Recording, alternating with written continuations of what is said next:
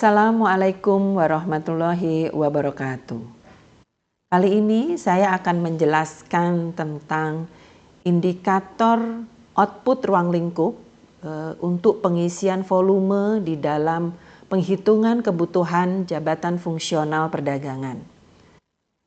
Untuk jabatan fungsional perdagangan ada 6 jabatan fungsional dan masing-masing jabatan mempunyai indikator ruang lingkup masing-masing untuk menentukan output ruang lingkup besaran volume yang akan nanti menjadi dasar perhitungan dalam formasi kebutuhan jabatan fungsional perdagangan. Kita mulai dari analis perdagangan. Untuk analis perdagangan ada beberapa output ruang lingkup yang masing-masing mempunyai definisi operasional yang berbeda-beda. Untuk unit atau instansi sebaiknya menyesuaikan dengan target output ruang lingkup masing-masing unit kerja atau instansi masing-masing. Jadi, tidak semua output ruang lingkup harus diisi volumenya, tergantung besaran, banyaknya, dan juga target yang ada di dalam unit atau instansi masing-masing. Tentunya ini didasarkan dari dokumen-dokumen perencanaan yang sudah ditetapkan, seperti rencana strategis dan juga laporan kinerja dari instansi maupun unit kerja. Baik, kita mulai dari analis perdagangan. Yang pertama adalah hasil akhir untuk pengelolaan ekspor dan impor. Untuk pengelolaan ekspor dan impor, kita akan melihat berapa volume, jumlah kebijakan, tata kelola ekspor dan impor, serta fasilitasi perdagangan luar negeri yang dikeluarkan dalam satu waktu paling rendah dan dalam bentuk peraturan atau keputusan menteri. Jadi, kebijakan tata kelola ekspor impor adalah kebijakan yang berupa peraturan atau kebijakan yang nanti akan dihitung selama jangka waktu minimal 1 tahun. Ini yang nanti akan dimasukkan di dalam volume output ruang lingkup tersebut dalam perhitungan formasi. Kemudian yang kedua, untuk hasil akhir pengendalian harga dan pengelolaan distribusi.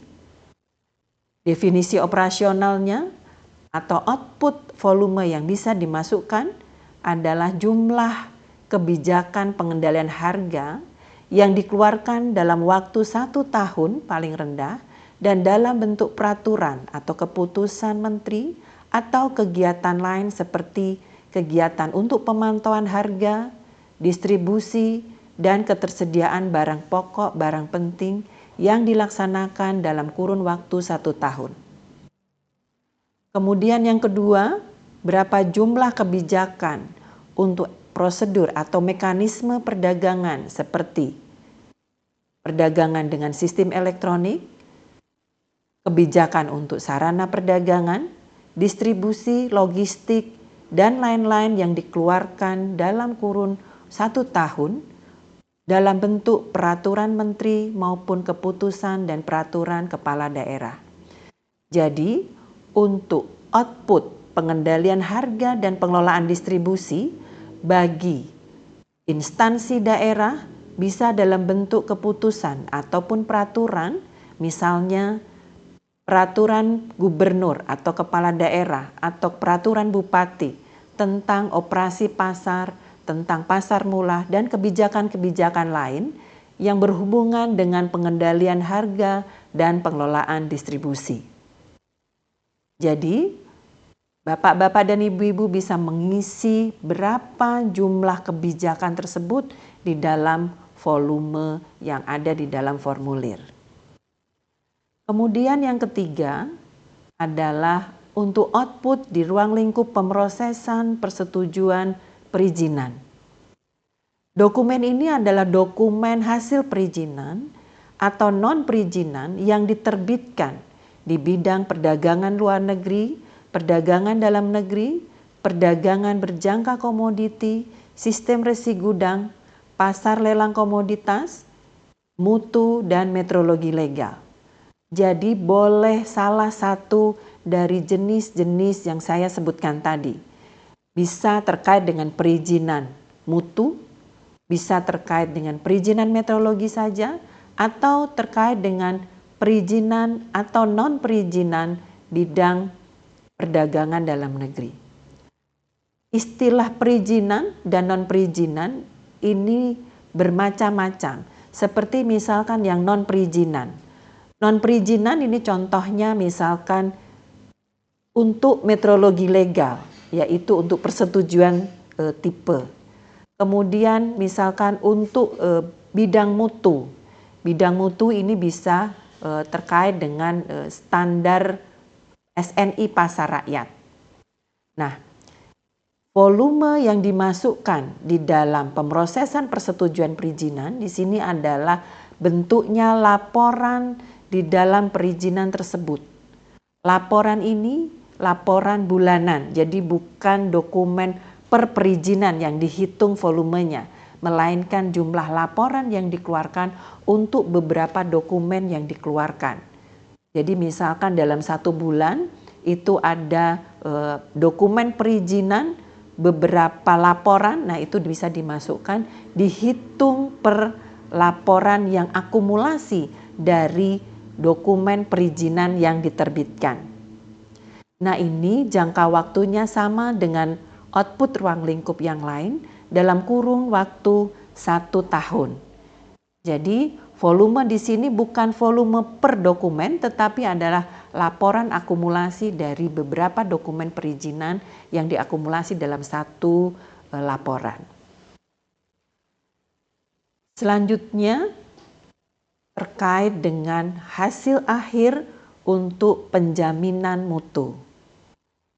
Untuk penjaminan mutu di sini definisi operasionalnya adalah jumlah kegiatan penilaian mutu terhadap personil, kelembagaan, layanan terkait mutu, dan produk berupa laporan hasil penilaian mutu, serta jumlah perumusan dan atau pengembangan standar mutu yang dikeluarkan termasuk namun tidak terbatas pada rancangan SNI. Khusus untuk penjaminan mutu di sini yang bisa dihitung di dalam volume untuk output hasil kerjanya, tidak harus semua aspek yang tadi saya sebutkan, tetapi juga bisa per satu kegiatan. Jadi yang dihitung adalah berapa banyak jumlah kegiatan terkait dengan penjaminan mutu tersebut. Misalkan di dalam 1 tahun untuk penilaian mutu terhadap personel, kemudian kelembagaan dan layanan, ini biasanya bentuknya adalah dalam evaluasi kelembagaan. Ini bisa dalam 1 tahun mungkin ada 2 laporan. Kemudian kita lihat lagi bagaimana pengembangan standar mutu. Nah ini juga berapa banyak kegiatan terkait pengembangan standar mutu. Ini kita hitung kemudian nanti kita masukkan di dalam volume tersebut. Selanjutnya untuk output hasil akhir pengembangan ekspor. Di dalam pengembangan ekspor di sini ada 2 besaran output. Yang pertama adalah jumlah kegiatan pengembangan ekspor bisa melalui pameran, misi dagang yang kemudian sudah disiapkan dan sudah dilaksanakan di dalam kurun waktu 1 tahun. Kemudian yang kedua adalah jumlah kegiatan partisipasi. Jadi dia ikut di dalam pameran dagang internasional. Jadi dia bukan penyelenggara tetapi dia ikut di dalam pameran-pameran yang diselenggarakan oleh penyelenggara lain. Misalkan pameran dagang internasional, pameran dagang nasional, pameran lokal dan juga misi dagang bagi produk ekspor asal satu daerah atau kabupaten kota. Jadi terkait dengan pengembangan ekspor di sini, apabila instansi tersebut menyelenggarakan sendiri kegiatan pengembangan ekspor seperti pameran atau misi dagang, ini bisa dihitung jumlahnya untuk 1 tahun berapa kali penyelenggaraan. Namun instansi apabila ikut serta berpartisipasi, ini dihitung berapa kali kepartisipasiannya tersebut diikuti. Jadi berapa banyak kegiatan pameran yang diikuti sebagai peserta, jadi bukan sebagai penyelenggara. Kemudian hasil akhir terkait penyuluhan dan edukasi bidang perdagangan. Penyuluhan dan edukasi kegiatan bidang perdagangan ini dihitung berapa banyaknya kegiatan yang dilaksanakan dalam pelaksanaan penyuluhan, edukasi maupun bimbingan teknis yang diselenggarakan dalam waktu 1 tahun. Jadi dihitung kegiatan itu berupa berapa jumlah laporan kegiatannya. Jadi bukti pelaksanaan kegiatan ini outputnya berupa laporan hasil kegiatan. Selanjutnya, yang ketujuh adalah pelindungan dan pengamanan perdagangan. Terkait dengan output untuk pelindungan dan pengamanan perdagangan, di sini ada beberapa jenis, ada beberapa bentuk output yang bisa kemudian kita hitung dan kita masukkan di dalam volume perhitungan tersebut.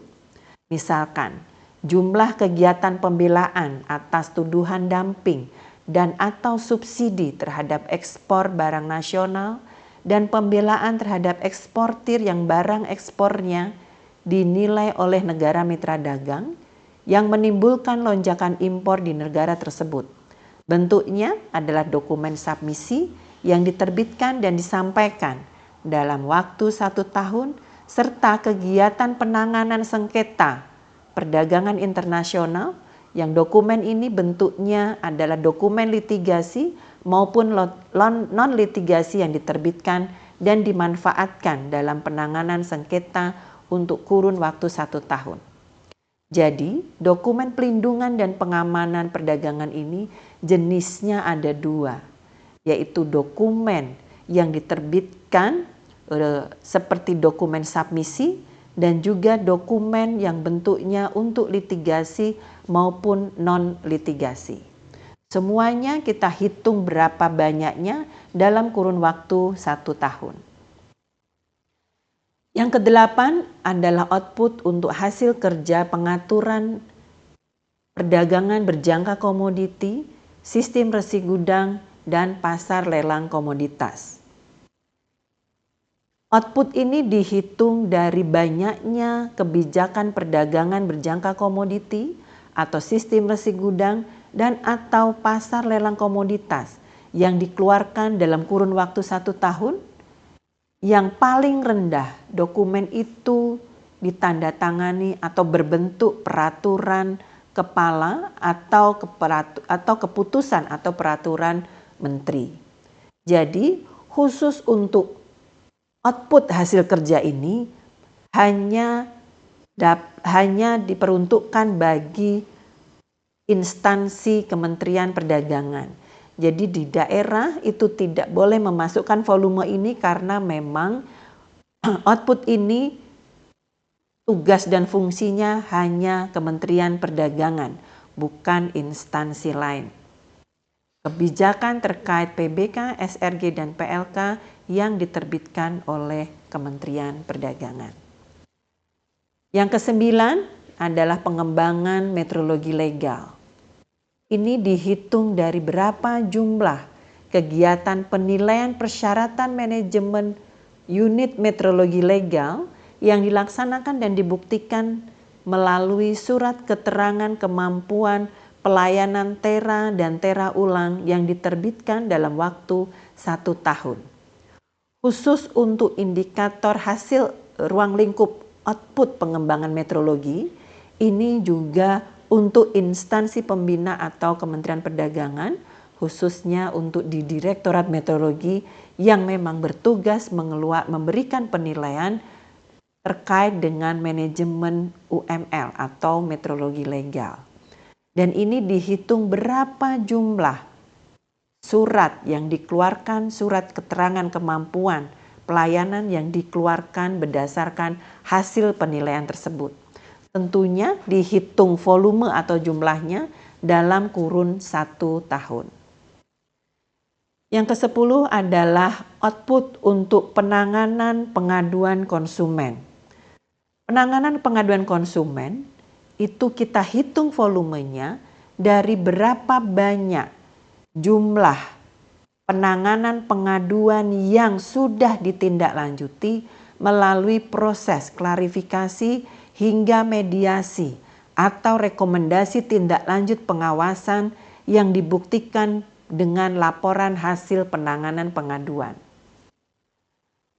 Penanganan pengaduan ini tidak bisa dihitung hanya dari jumlah pengaduan yang masuk saja, tetapi yang dihitung adalah jumlah pengaduan yang masuk dan sudah dikeluarkan rekomendasi atau sudah ditindaklanjuti.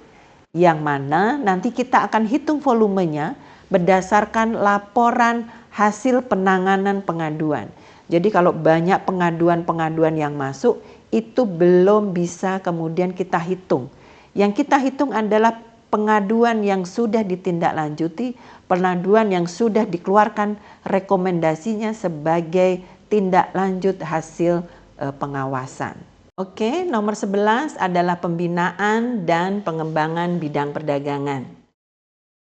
Pembinaan dan pengembangan bidang perdagangan yang dihitung volumenya untuk output ruang lingkup ini ada banyak.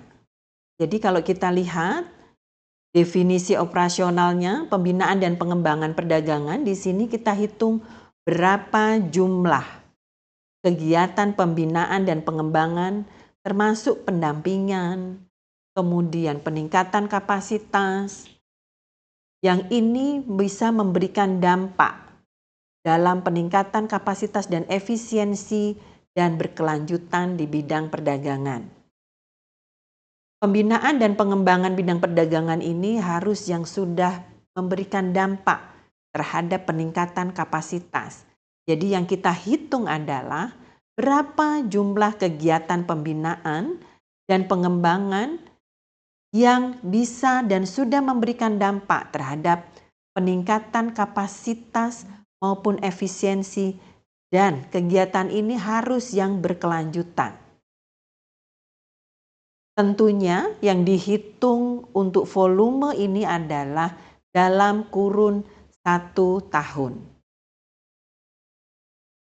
Selanjutnya adalah output untuk ruang lingkup analisis isu perdagangan. Khusus untuk analisis isu perdagangan di sini, yang kita akan hitung volumenya adalah jumlah analisis isu perdagangan yang memuat identifikasi masalah, kemudian analisis data dan tren, alternatif-alternatif solusi, dan rekomendasi yang diterbitkan dan dipergunakan atau dimanfaatkan oleh pemangku kepentingan. Jadi, yang dihitung jumlahnya tidak hanya seberapa banyak analisis isu yang sudah dibuat, tetapi analisis isu perdagangan ini yang dihitung adalah yang dia sampai keluar rekomendasi yang kemudian digunakan atau dimanfaatkan oleh pemangku kepentingan. Jadi begitu banyak analisis isu, apabila dia belum ada solusi ataupun rekomendasi yang diterbitkan atau dipergunakan, ini tidak bisa dihitung. Jadi yang dihitung adalah analisis isu yang memang sudah diterbitkan atau dipergunakan atau dimanfaatkan, yang di dalamnya ada solusi-solusi maupun rekomendasi-rekomendasi. Selanjutnya adalah kebijakan bidang perdagangan.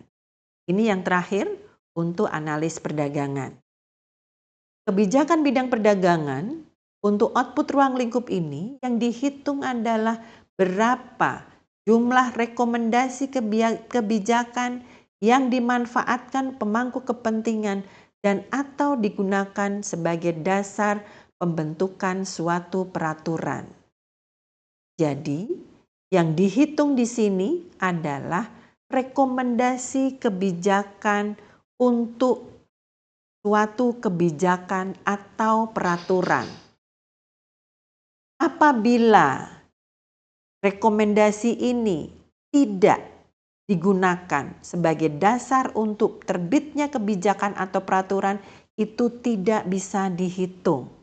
Nah, jadi yang dihitung adalah yang dia memang sudah dimanfaatkan.